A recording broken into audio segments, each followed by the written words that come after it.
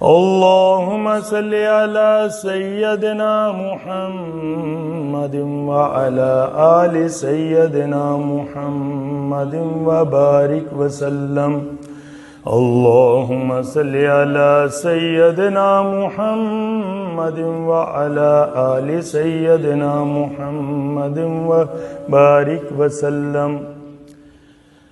ربیع الاول کا مہینہ اللہ رب العزت کی رحمتوں کا مہینہ ہے اور اس کی برکتوں کا خزینہ ہے، اور یہ جو اس حاکے بنانے والے ہیں نا وہ ان قریب حاک میں مل جانے والے ہیں۔ کیوں کہ اللہ سبحانہ و تعالیٰ فرماتے ہیں وَرَفَعْنَا لَكَ ذِكْرَكَ and we raise you high in name and fame، کہ اللہ پاک فرماتے ہیں کہ اے میرے محبوب ہم نے آپ کی شہرت کو اور آپ کے نام کو بلند کر دیا ہے۔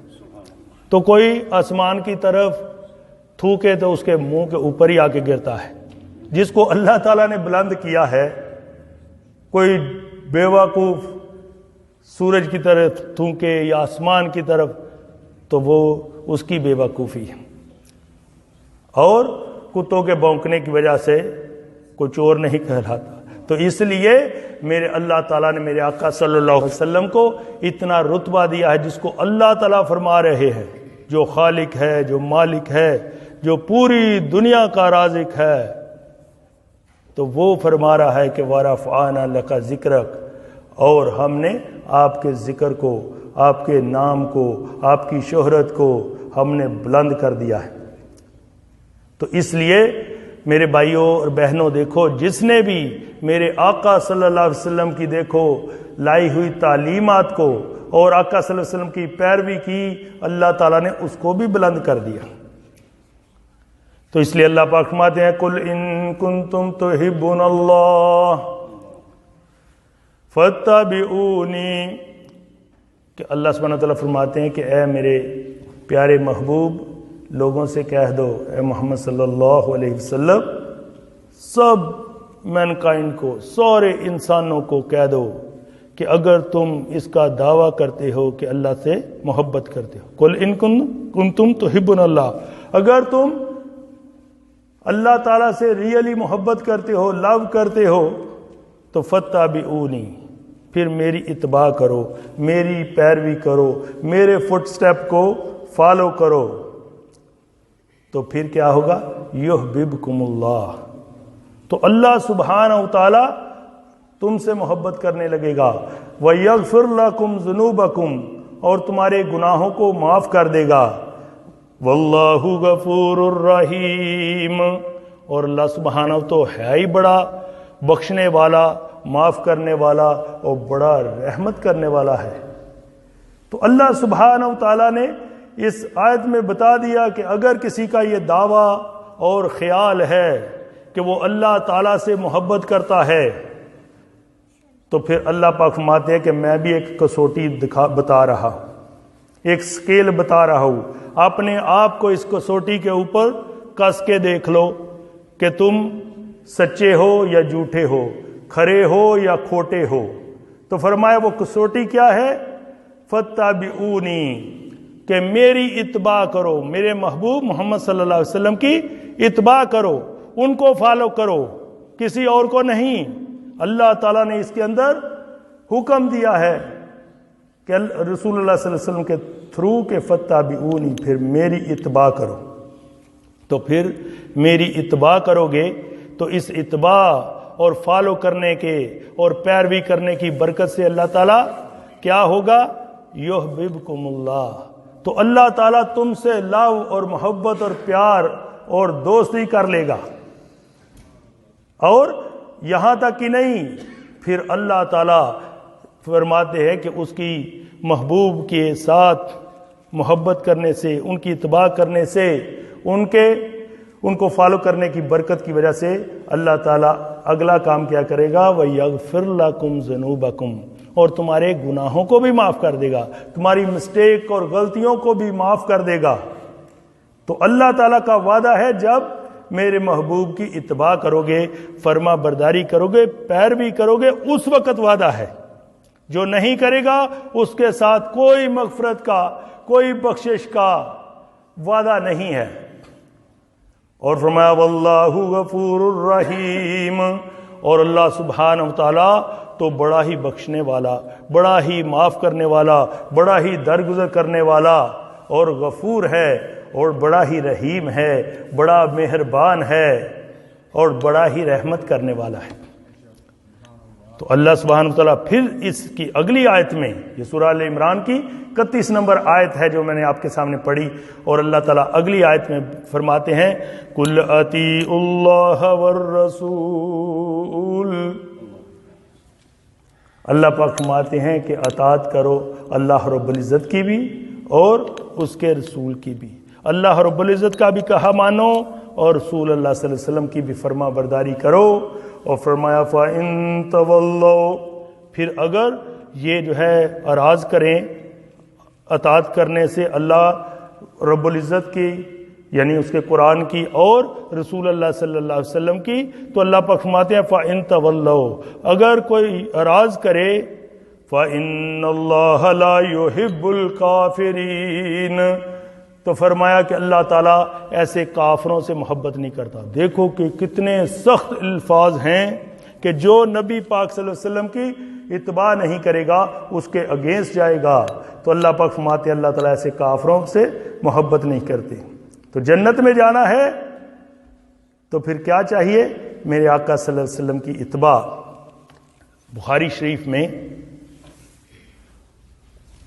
جو ہے حضرت ابو ہریرہ رضی اللہ تعالیٰ عنہ سے انہوں نے نریٹ کیا ہے، امام بخاری رحمۃ اللہ علیہ نے، میرے آقا صلی اللہ علیہ وسلم نے فرمایا کہ کل امتی یدخلون الجنہ، میری ساری کی ساری امت جو ہے وہ جنت میں جائے گی، الا من ابا، سوائے اس کے کہ جو اس سے جانے سے انکار کرے، اس کو ریفیوز کرے، ریجیکٹ کرے جانے کو۔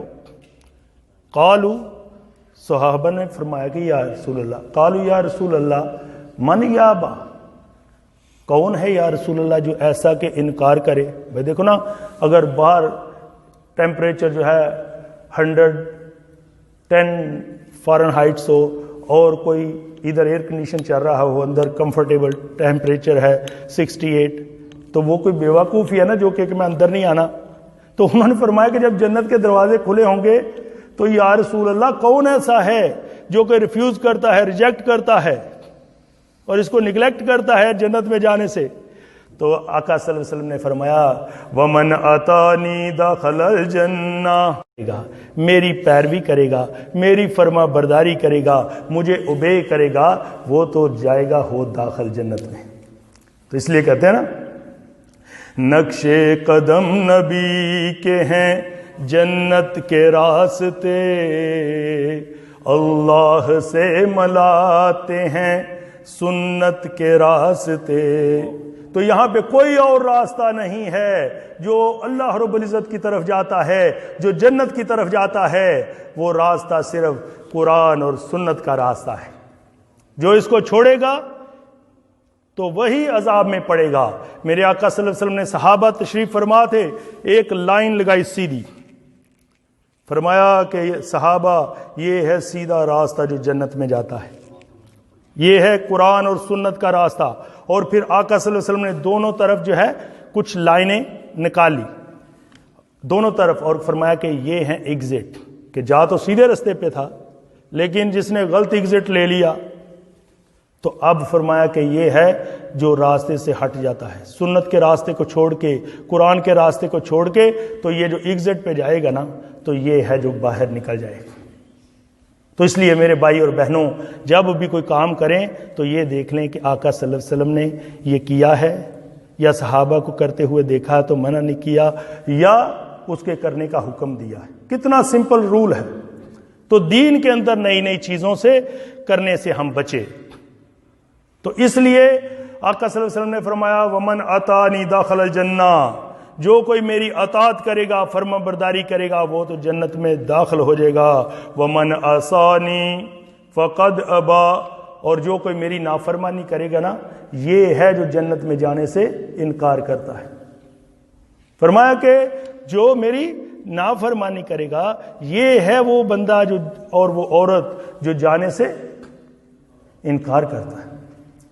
اس لیے میرے آقا صلی اللہ علیہ وسلم نے فرمایا، یہ حضرت عائشہ رضی اللہ تعالیٰ عنہ سے نریشن ہے اور متفق علیہ ہے، کہ یعنی جب کوئی حدیث بخاری و مسلم میں آ جاتی ہے تو اس کا مطلب ہے کہ ایوری ون ایگریڈ اپان، ہر کوئی اس کی اتھینٹسٹی کو مانتا ہے. آقا صلی اللہ علیہ وسلم نے فرمایا، من احدث فی امرنا ھذا ما لیس منہ فہو رد. فرمایا جس کسی نے ہمارے اس دین کے اندر، میرے اس ریلیجن کے اندر کسی ایسی چیز کو پیدا کر دیا جو کہ اس میں سے نہ ہو، فہو رد، فرمایا پھر وہ مردود ہے. ہم کیا کہتے ہیں؟ شیطان مردود، کہ یعنی اس کی نمازیں اللہ نے رد کر دی، ریجیکٹ کر دی، ریفیوز کر دی، اس کی عبادتوں کو، ذکر کو، ہر چیز کو اللہ نے ریجیکٹ کر دیا. اسی کو کہتے ہیں کہ مردود، کہ جیسے کسی نے آپ کے لیے $1 ملین کا چیک لکھا اور اس کے بعد کراس لگا دیا. اسی طرح جو انسان نماز پڑھے، روزہ، حج، زکوٰۃ، لیکن کام کوئی ایسے کرے بعد میں کہ آقا صلی اللہ علیہ وسلم کی سنت کے خلاف ہوں، اللہ کے حکم کے خلاف ہوں، تو پھر ایسا ہی ہے جس نے اس کو وائڈ کروا لیا، اس چیک کو. اسی لیے کہتے ہیں ہم مومن ہیں، ایمان ہمارا ہے، سنت ہے پھول اور بدعت انگارہ ہے. کہ ہم دیکھو کتنا سیف سائڈ سمجھتے ہیں بھائی، فل کوریج انشورنس کراؤ، اور لائبلٹی پہ ہم نہیں رہتے. اسی طرح میرے بھائی جو قرآن اور سنت کے راستے پہ چلتا ہے اس کے پاس فل کوریج ہے. دوسرا تو رسک پہ ہے، اللہ تعالیٰ قبول کرے یا ریجیکٹ کرے. تو موسٹلی تو حضور نے پہلے ہی فرما دیا، اللہ تعالیٰ نے پہلے ہی فرما دیا کہ بار بار حکم دیا، قل اطیعوا اللہ والرسول، اطاعت کرو اللہ رب العزت کی اور اس کے رسول کی. فَإِن تَوَلَّوْا، پھر اگر کوئی منہ پھیرے گا، فَإِنَّ اللَّهَ لَا يُحِبُّ الْكَافِرِينَ، تو اللہ تعالیٰ ایسے کافروں سے محبت نہیں کرتا.